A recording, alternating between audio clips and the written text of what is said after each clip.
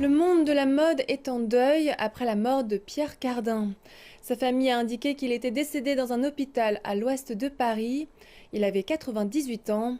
Pierre Cardin a été salué pour ses créations futuristes qui ont défini les années 60 et 70. Il est né en Italie en 1922 puis a immigré en France. CGTN français a eu l'honneur de l'interviewer.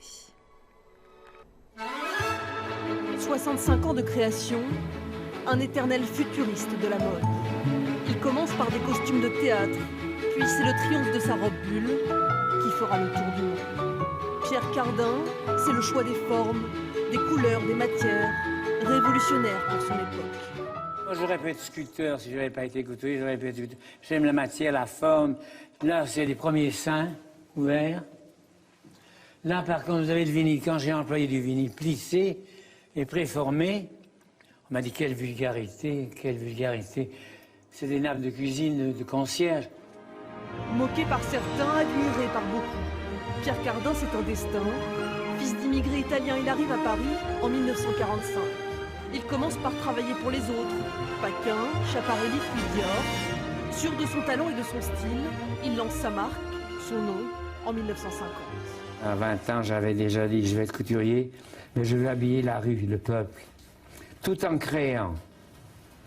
Pas être confectionneur ni créer, mais pour le peuple, pour le maximum de gens. Habiller le maximum de gens, c'est ce qui le pousse à se lancer dans le prêt-à-porter, au-delà de la haute couture, puis à la conquête du monde. En 1978, il effectue son premier voyage en Chine, précurseur, une fois de plus. En 1979, il y présente une collection à Pékin, devant un parterre d'hommes. C'est le premier défilé occidental dans la Chine populaire et le début d'un attachement sans fin entre le couturier et l'empire du milieu. Personne ne connaissait la Chine à l'époque, à part des diplomates. Moi, j'y croyais en Chine, je me dis c'est un peuple de travailleurs. Il a souffert beaucoup avec une politique qui les concernait. Un jour, il va se réveiller. Je me dis 1 milliard d'individus, si je gagne un cent ou $1, je gagne 1 milliard par jour. Et Pierre Cardin a de l'intuition. Il devient un véritable homme d'affaires. Il multiplie les business, la mode, les bijoux, les parfums, les meubles. Vend les licences de sa marque à travers le monde. En 1981, il rachète Maxim's, la célèbre brasserie parisienne. Et une fois de plus, l'implante partout. À Bruxelles d'abord, puis très vite à Rio. Et comme une évidence, en Chine, dès 1983. Mais ce dont il est le plus fier, c'est d'avoir été reconnu par ses pairs. En 1992, Pierre Cardin est le premier couturier à devenir académicien. Je ne m'attendais pas, il n'y a jamais eu d'académicien couturier. Et voilà, c'est Pierre Cardin le premier.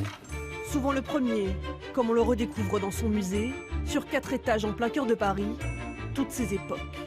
On reste étonné par ses formes lunaires, géométriques, ses robes à cerceau, la rigidité de ses tissus, l'extravagance des chapeaux, le futurisme des modèles.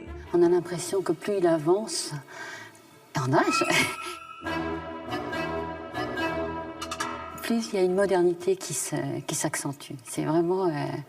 il vit toujours dans le futur. C'est ce qui a séduit Maryse Gaspard, qui a débuté comme mannequin chez Cardin, pour ne plus jamais le quitter. C'est vraiment le couturier qui m'a le plus fasciné jusqu'à présent. Il crée encore dans les ateliers de couture, et c'est sa passion. Une passion qu'il n'est pas prêt d'arrêter. À 93 ans passés, il continue à dessiner.